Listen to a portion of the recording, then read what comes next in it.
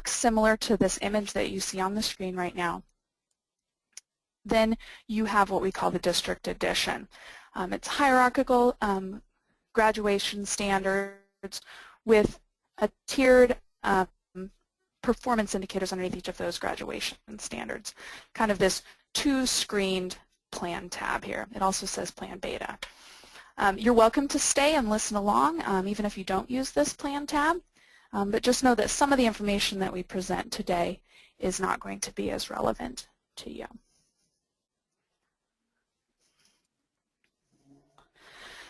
So our outcomes for today. We're going to be taking a look at and viewing and utilizing mastery reports for various pedagogical needs. We'll be looking at them in context of teacher courses and also in the context of students. We're going to take a look at how to build your curriculum through the Plan tab. I'm also going to show you some tips and tricks on how to share units and assessments with yourself and with co-teachers as well. We're going to look at entering and editing scores within the Grade tab and some of the interesting features that, some of the advanced features that you might not know about on the Grade tab as well. And if we have time towards the end, we might even dabble with our anecdotal comments feature. It's an interesting feature that oftentimes teachers haven't used yet, so we'll hopefully have time for that at the end. So let me get up my JumpRope training account here.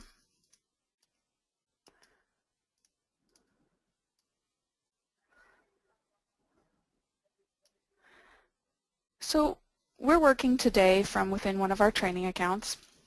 So all the information that you see here is going to be dummy information, not real students, not real teachers, and not real assessments and scores. So here is when you log in, even to the district edition of JumpRope, you'll see the similar teacher dashboard with your courses listed here, and then your tabs across the top. I'm going to start today in the Courses tab. Everything within the Courses tab is in reference to whichever course you have selected here on the left. So all of my information in my subtabs here is going to be related to my Humanities 8 Section 4 course right now. Let's take a look at the mastery reports here. Actually, I'm going to load a different one for a second. So you've probably all seen this, the General Course Mastery Report. This is the best location for a teacher or an administrator to view scores for their students. This is going to take into account all of the different layering or grouping schemes that your district has set up. And so the scores are going to be calculated using those different layers. A little handy tip here for those of you who've been using JumpRope for a while. You can actually, if you teach a different schedule on opposite days, from this drop-down menu here, we can change the date. So maybe I have a different section of or different set of courses on Monday, Wednesday, Friday, and I want to look at those today. You can change the date here and see your Friday courses. Also, if you click on this little drop-down arrow for the teacher name, we can go in here and I can look at courses for other teachers within my school site as well, and see their course lists as well. That's a helpful tool for administrators. You can actually, administrators, you have a teacher dashboard as well. Even if it's not loaded with courses for you, you can come into here and you can use this drop-down menu and view other teachers within your school and view their courses. We're going to stay with Mr. Adams today, though. All right, some other important features that oftentimes get overlooked in our Courses tab here are the date range. Okay, so this date range set up right now runs from, I know it says 2012, but these poor kids in our demo account have been in school since 2012, right? It will run from your school's official start date in JumpRope, and the default end date of the date range here will be today's current date. teachers and anybody who's on a mastery report can go in here and you can adjust this date range however you like. Note though that your calculations that are done on this report are done in real time. So if you are squishing down this date range to only include a week, then you're only including in your overall calculation for the course score that week's worth of scores that have been entered. Okay. Some schools have preset date ranges for their marking periods or their terms, and if that's the case, teachers and users can still do a manual date range change just like it's set up here, but you'll also have a small little drop-down menu that shows in this location that will allow you to select those preset date ranges. Those are great if you want to look back and see something like, okay, during term 1, what were the scores in humanities for these students? I want to not think about the current stuff for a second, and I want to see maybe how much students have improved some or not. So a couple other interesting things on this report. You can sort each column just by clicking on the column heading. So if I wanted to sort these scores, and actually they already are sorted, from lowest to highest, I just click the score column header here. And I can change it to highest to lowest by clicking the down arrow over here on the far right. If I want to sort my students alphabetically, I can click on this column header just above their names, and they're sorted alphabetically again.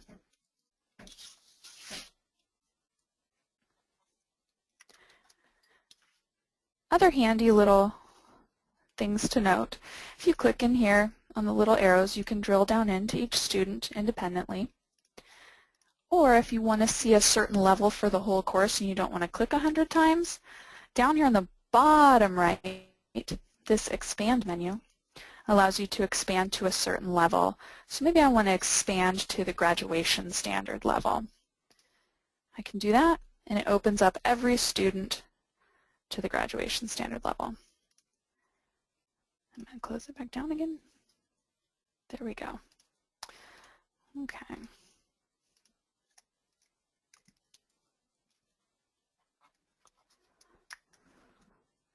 So let's talk a little bit about grouping schemes and the layers and how those are organized here on your mastery reports. So if I look down here into Miss Mary, oops, I see that the first level here is what we call the standard type in JumpRope, and that's what separates your academic standards from your habits of work or your non-academic standards. And you can see that layer here. The next layer that this school has chosen is to show graduation standard. And then under that, here's the performance indicator. And then drill into the bottom layer is the assessment with each individual assessment score shown here. Okay.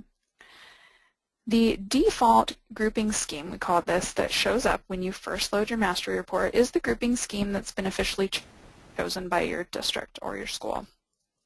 And it's how your, and I'm going to use air quotes here, it's how the course grade or overall course score is calculated and how that's been determined by your school.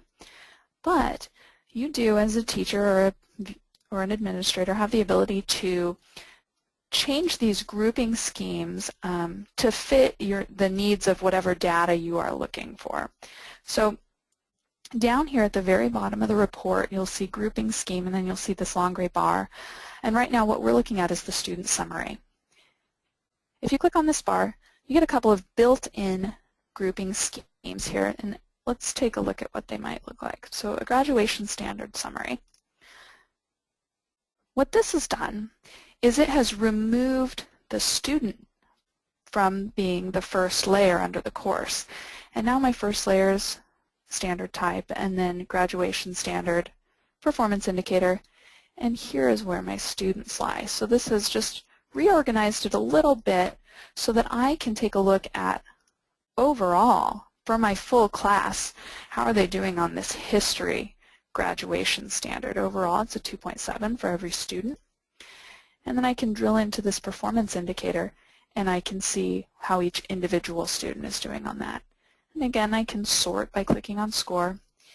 And I noticed that Howard here probably needs some remediation, and maybe this group of students also as well.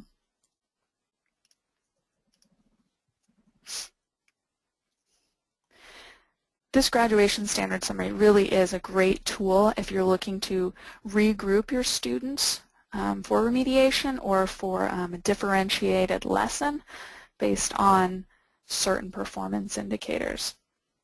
So again, I can see here that this group of students, they're color-coded, automatically for you. You can pretty much see how we could build 3 or 4 groups easily to reassess or to differentiate and reteach.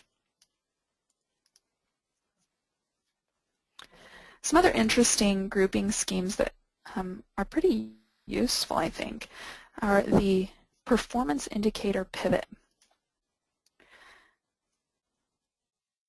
This one takes a second to load because it actually contains basically your whole gradebook here in one screen. The feedback we've gotten about this report is that it's a nice transitional report from a traditional gradebook to a standards-based gradebook because you can see lots of the different layers of information but in one glance. So just quickly I'll go over the different parts and locations of things on this report. On the top bar here, you'll see the graduation standards. So I know that everything underlying this bar is part of applications of social studies, knowledge, and skills. Okay. There's a column that gives the overall score for each student in that graduation standard here. And then in these gray boxes, it shows the different performance indicators that have been assessed for that graduation standard and each student's particular overall score on that graduation standard. The cool thing you might be noticing as I hover over a student's, performance indicator score is that there's a little tooltip that pops up that shows the actual assessments that were used to calculate, that performance indicator score. So here's the 4 assessments, the 4 assessments that were used to calculate that 1.3 score.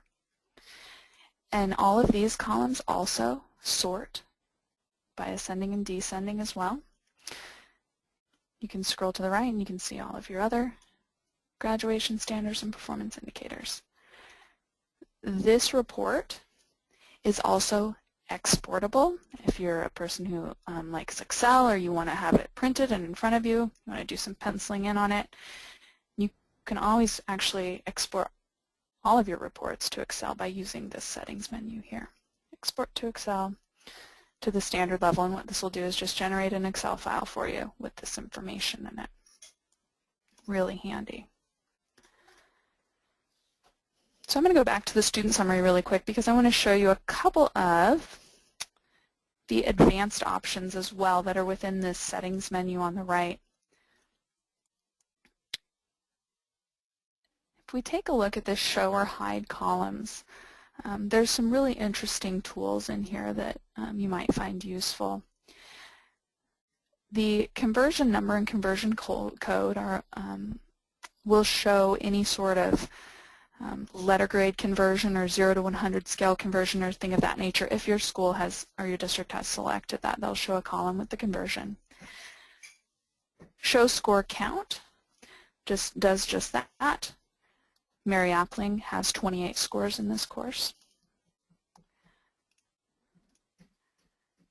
Another one, date changed, is really nice. It'll show you the most recently updated date. This guy here, show missing. If any students, nobody has missing work. Oh, there she is, she does, Mary Appling does. So it'll show a little exclamation point and a number that tells you Mary has 1 missing score in this section. And you can just click in on the exclamation point until you get down to where that missing assessment is, and there it is right there with an M.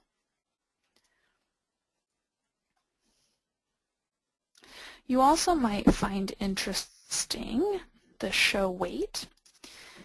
And this just tells you what the weight of each of the assessments are, and it rolls up the sum of those weights to the level above. So you can see that the assessments here for this performance indicator are weighted at 2, 1, 1, 1, and 1. The overall weight's a 5 here, but that's because this missing is being counted as a blank value. Okay, so this too is being calculated using the power law based on these entry scores except for this missing score because it's a blank value. So these are some fun little columns to play around with. Take a look at them, give them a shot. If you have questions about any of them or what any of the values mean when you are experimenting with them, shoot us an email, support@jumprope.pe. We're happy to help explain it. So quickly now I just want to show you a student report. If you ever want to find information about a particular student, you just go to the search bar up here and begin typing their name. It autofills. I'm going to select Mary Appling. And this opens their student tab. So everything underneath this tab is all in reference to this particular student. You've got a mastery report. This time it shows all of their courses. The same tools are available for you as were in the courses tab. Drilling in, setting a date range, adjusting grouping scheme, even the advanced columns that you'd like to add. Okay. And then there's other interesting information about Mary up here. If your school uses attendance, you can view records for that. You can view the anecdotal comments that I mentioned at the beginning of this hour for this student. Whoops, she doesn't have any comments. You can view an archive of this student's scores. If your school's been using JumpRope for more than one school year, you can look back in time and see their other information. You can also view biographical information about this student. Advisory, birth date, address, contact information. This is also a good little tip here. This is where you can actually ninja in, we call it, or masquerade into the student's portal. And I'll click on Mary's really quick here just to show you what that's like. Oops. Click on the ninja. And this will pop up a new window that'll give you the view that Mary and her parents see when they log in. They can see your schedule if you have a schedule uploaded, grade alerts on missing work, anything a teacher has deemed as upcoming, their current grades. The parents can click through just like you can on the parent portal as well, and attendance if you use that feature.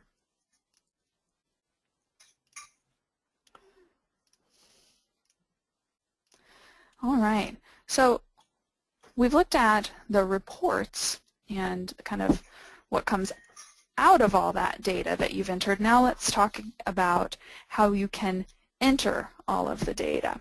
So the place to start that is actually in the Plan tab. So the Plan tab has this list here, and the first time you log in, you'll have your courses listed here, but your Plan tab will be pretty blank.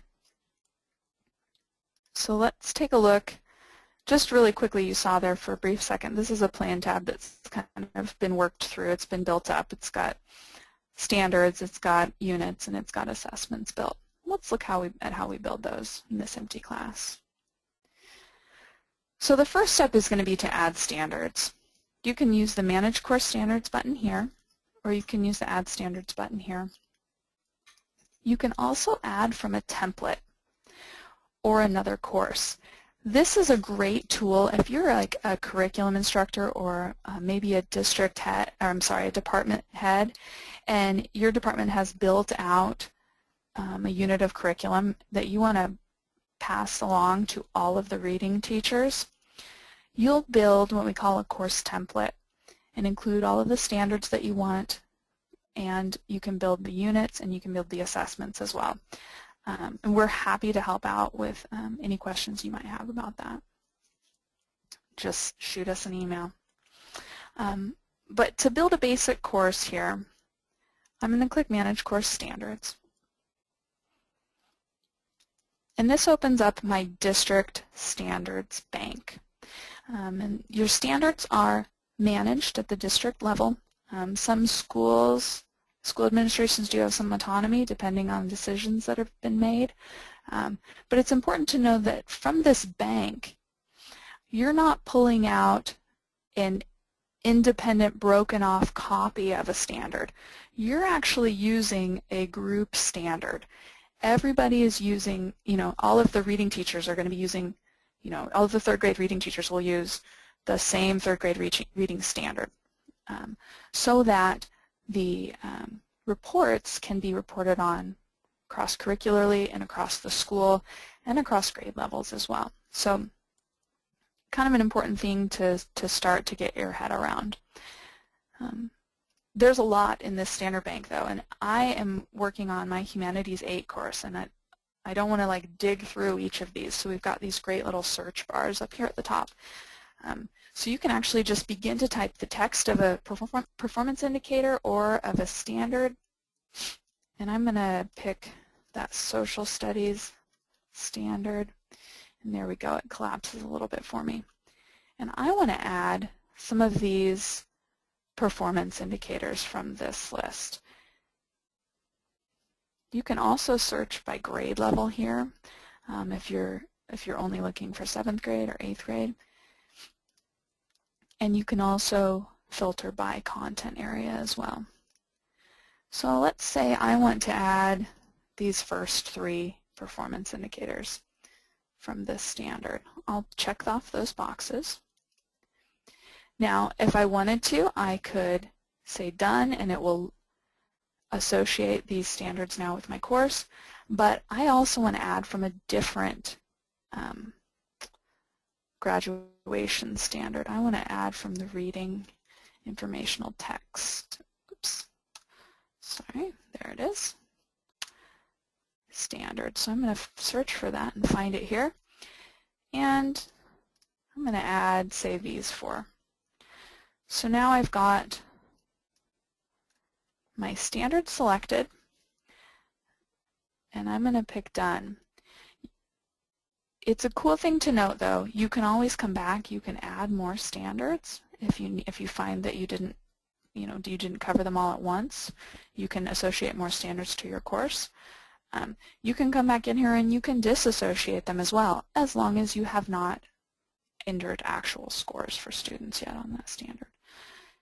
So I'm going to click done here, and you'll see that my graduation standard is here.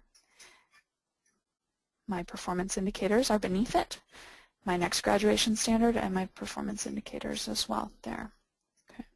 So now that I have standards associated with my course, I'm going to create a unit. To build your first unit, you click right here on Create a Unit.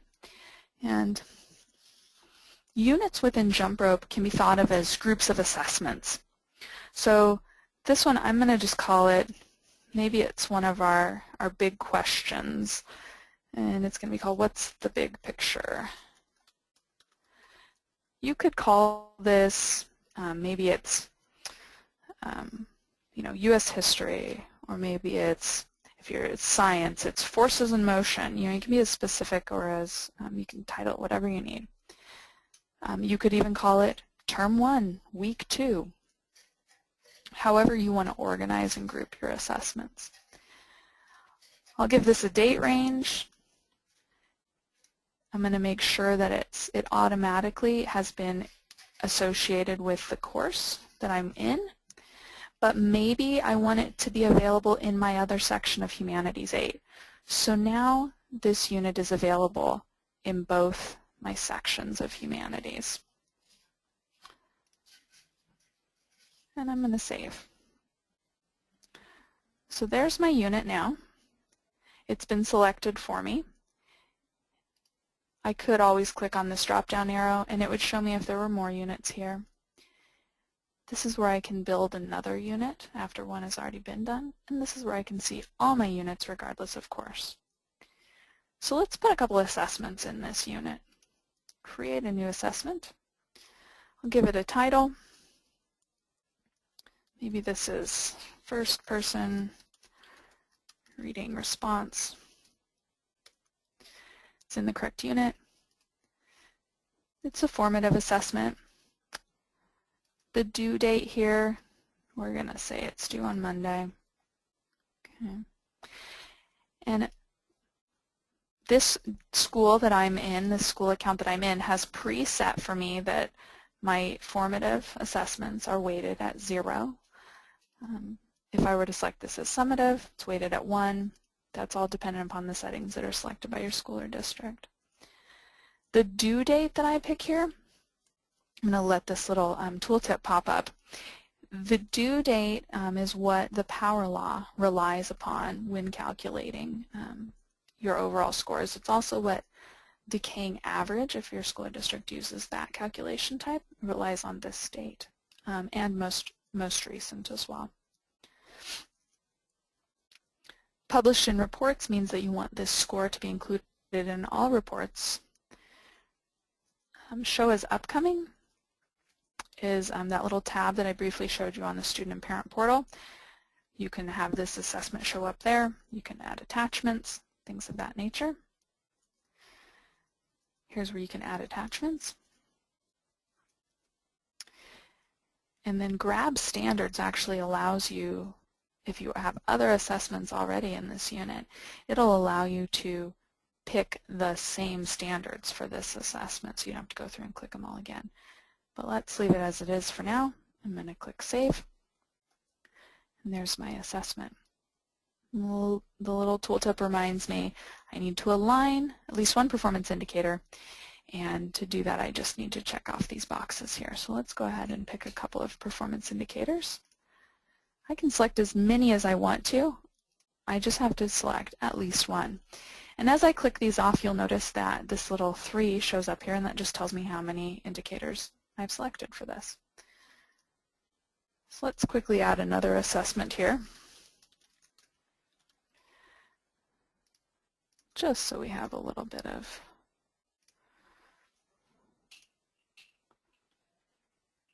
information here. I'm going to add a couple other standards. Okay.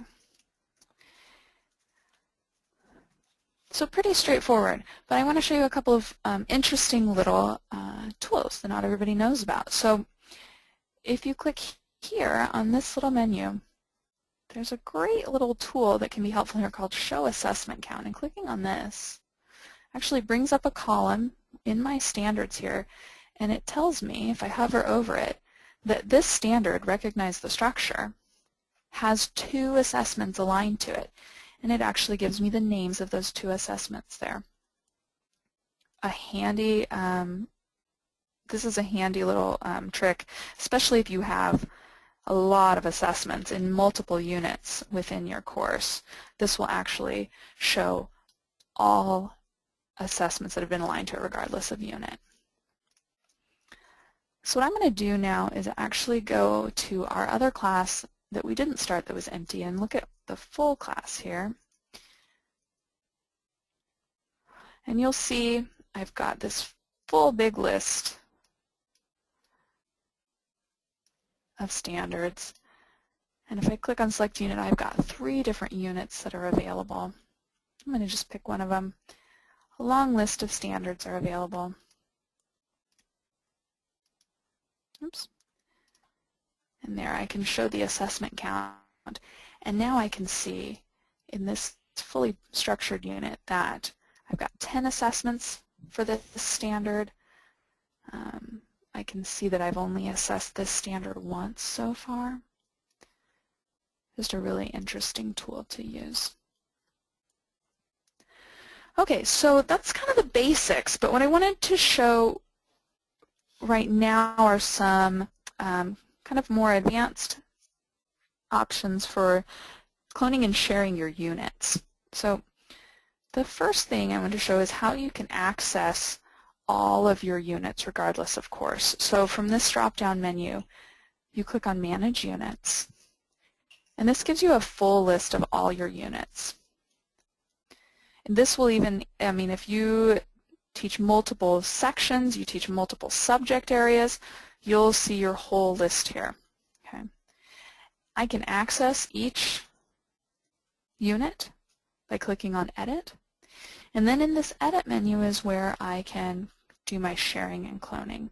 Now, if I want to create a copy of this unit, so this group of assessments, and I want to create it for myself, I can use the clone button. And what this will do is it will create a broken off second copy of this unit that is totally disassociated with the first copy.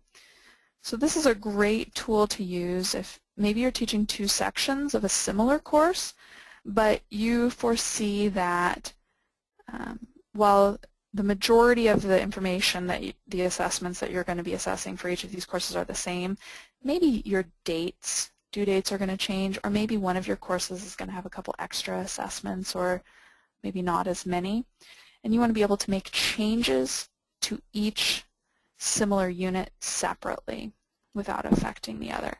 Cloning is a great option. Okay. In a similar vein, if you want to send a copy that behaves the same way as I just explained, but you want to give that to a co-teacher, you'll go here to this tab, or this menu, and you'll use the top half of this form, send a teacher a copy of this unit. So maybe I want to send my co-teacher, I can begin to type their name in here, I want to send them a copy, a broken off unit to them. So they can make as many changes as they want and it won't affect my unit at all. They just get a copy of it. Here's how I send it. I find their name here, I click send. Now, there's a different function of a unit as well. There might be the use case where you actually want any edits or changes or updates that you make to a unit, you want them to be reflected wherever that unit is, in whatever course that unit has been shared with. And that's called sharing, and you can share with your own courses or you can share with other teachers. We saw earlier how I shared this unit with my own courses, and that's done here in this drop-down. So any changes that I make within my Section 5 copy of this unit will happen in Section 4. They're the same unit. They're connected. Okay. On this same Share tab here, this bottom half of the page is where I can share this with co-teachers. So if we are going to be using, we want any changes that another teacher makes to show up in my account as well, we'd use this Share with Co-Teachers feature. And again, it just pre-fills, autofills with teacher names. Okay.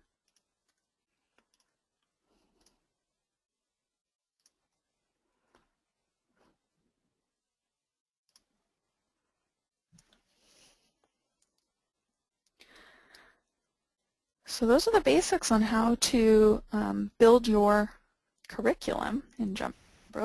So now let's take a look at the grade tab and see how we can function in there. So I'm going to click on the grade tab, and I actually get this screen, which is kind of helpful for me to explain to you now. JumpRope knows that since the last time I looked at the grade tab on this login session, I've been working in the plan tab and made a bunch of changes. So it's telling me here, we noticed you made a bunch of changes, we want to refresh, and I want to show all those different changes that I made. So I'm actually going to use, I want to show you, point this little refresh arrow out to you because that's the one that's always on this screen. And it's a great tool to have if you're noticing something funky. I'm going to hit refresh. And so now the grade tab is going to load with all my brand new plan tab information. I'm going to go to that course that we started, that section that we started with blank. I only have one student enrolled in this. Doesn't look very interesting, but I did want to show you that those two assessments that I just created are here as well, and they're in that unit, What's the Big Picture? Let's look at this unit where, this course where we've got all that other information. I'm going to go to this. This is my unit selection tool. I'm going to choose ELA through Power. You can see all my assessments listed here on the left. And as I click through the assessments, JumpRope has built for me a grid, a scoring grid here, that actually has a column for each of the performance indicators. So it pre-builds these 6 columns for my 6 performance indicators. Let's talk a little bit about the layout here and what's happening. Whoops. Yeah, let's look at this. So I can see when I take a look here that the scores have been entered already. These bars here are, this is actually a great little flyout to read. These bars show just a clean, simple average of this row, right? This student has a 4, boom, they've got a 4 here. If there were 2 scores entered, we see a 4 and a 2, so this student has a 3. These bars do not reflect your calculation type. If you're using power law, they don't reflect weights. Nothing special. They are a clean average just for your reference. The same goes with this column header here. 2.8 is the simple average of all of these scores for this column. Okay. JumpRope also, after you've entered scores, it automatically creates this gray column that gives you an overall average for this graduation standard, applications of social studies, this graduation standard writing arguments. Okay. So it'll separate them out that way as well. Let's find somewhere we can enter some scores.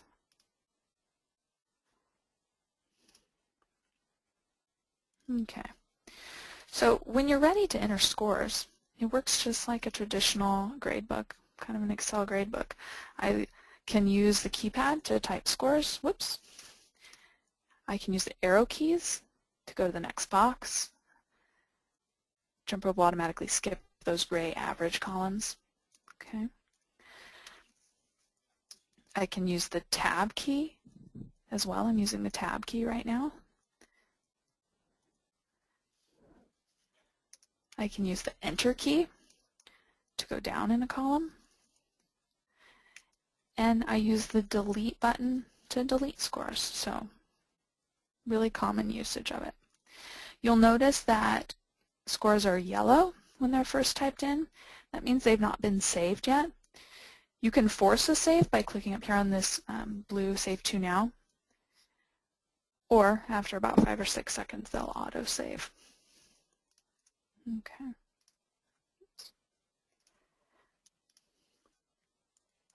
If you're interested, we do also have a fill down feature where once a score is saved,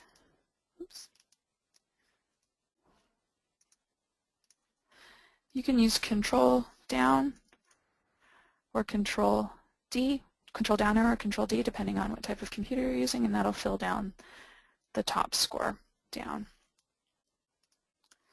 I'm going to go ahead and delete these.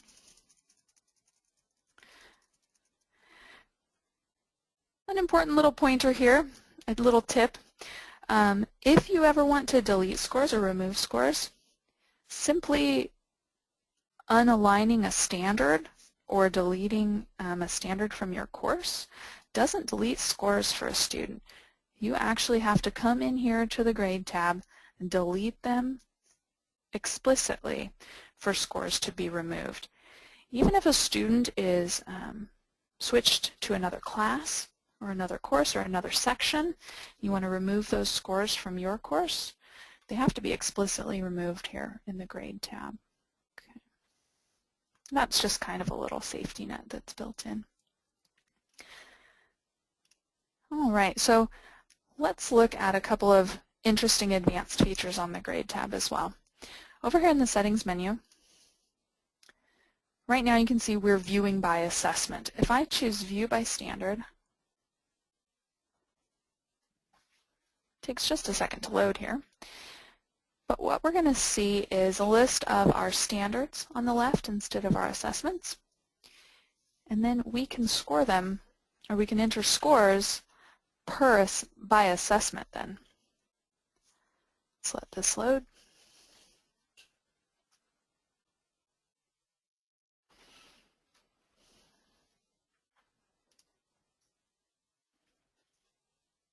There it goes.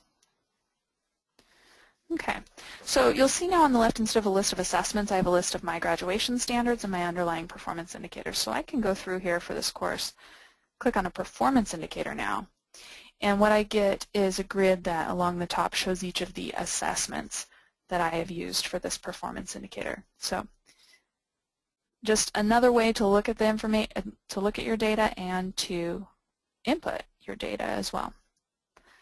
Pretty handy.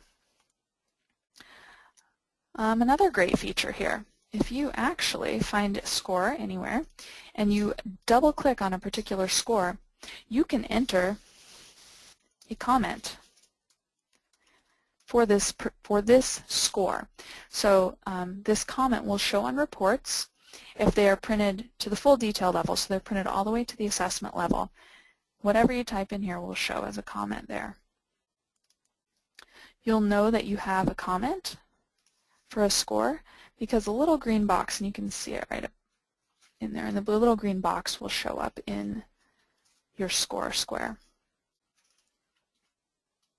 A great way to note modifications, a great way to note maybe this was, you want to note on an M, a missing score, why it was missing, something of that nature.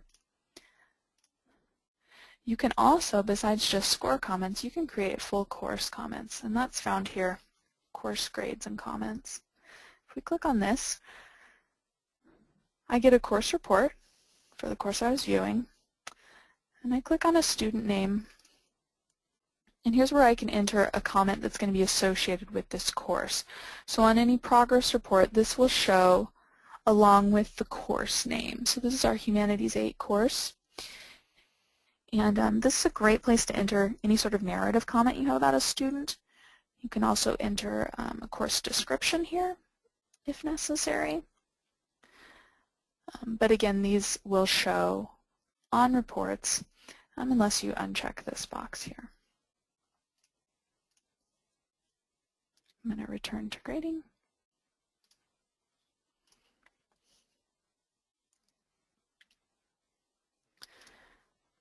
All right, we have just a couple minutes left here, and I wanted to talk about kind of an underused feature by some of our schools. It's our comments feature, just briefly. So what I'm going to do here, I'm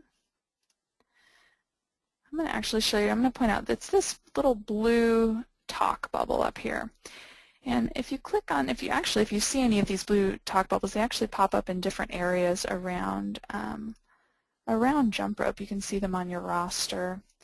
You can see new comment here for students.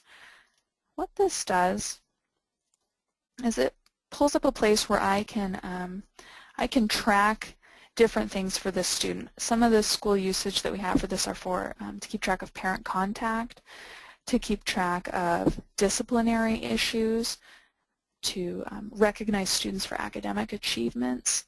There's a whole different array of different ways that schools and districts use this information, but the basic functionality is that after clicking on this, you can begin to type a student name, and you'll get the list, find the student that we want, and the assignee here, your school can set it up so that this automatically assigns to a homeroom teacher or to an advisor, or you can pick whichever teacher you'd like to send this message to assign specifically to them.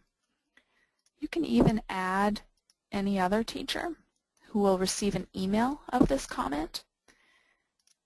You could even automatically CC every classroom teacher that this student had.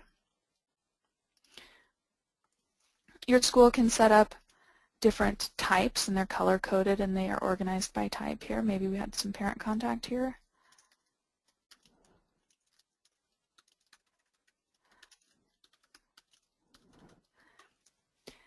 And I can then submit it as open. Okay, so now if I look for that kiddo, well, let's see, I sent it to Mr. Peraza.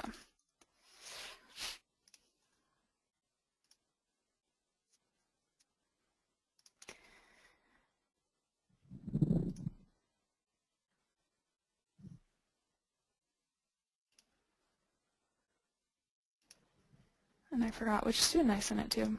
That's my bad. I should pick Mary. Sorry.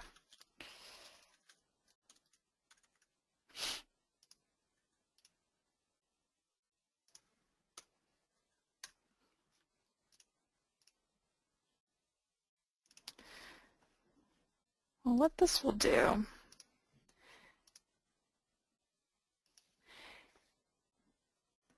I forgot which student I sent it to. Whoops, that's embarrassing. But what this will do is it'll send that comment that we made. It'll send it to the teacher that you assigned it to and to the classroom teachers as well. And it will also associate that comment with the student report. So on the student tab for that student, you'll see this comment pop up. Like I said before, it's a great way to track contact with parents. It's a great way to track discipline, academic achievement. Use your imagination. It's really a malleable, functional tool, a fun one that people don't always utilize. So give that a try next time you're in your JumpRope account. But that is actually kind of the end of my presentation for today. So I wanted to say we're stopping a few minutes early, which is great. But thank you very much for your time today. I hope you found information helpful. If you have colleagues that you think this information would be useful for, please feel free to let us know at support@jumprope.pe. Again, I'll be sending out a recording of this, and we'll be setting up the recording also to be viewable on our help docs as well. Thanks again, everybody. Have a great afternoon and a great evening, and we'll see you again sometime.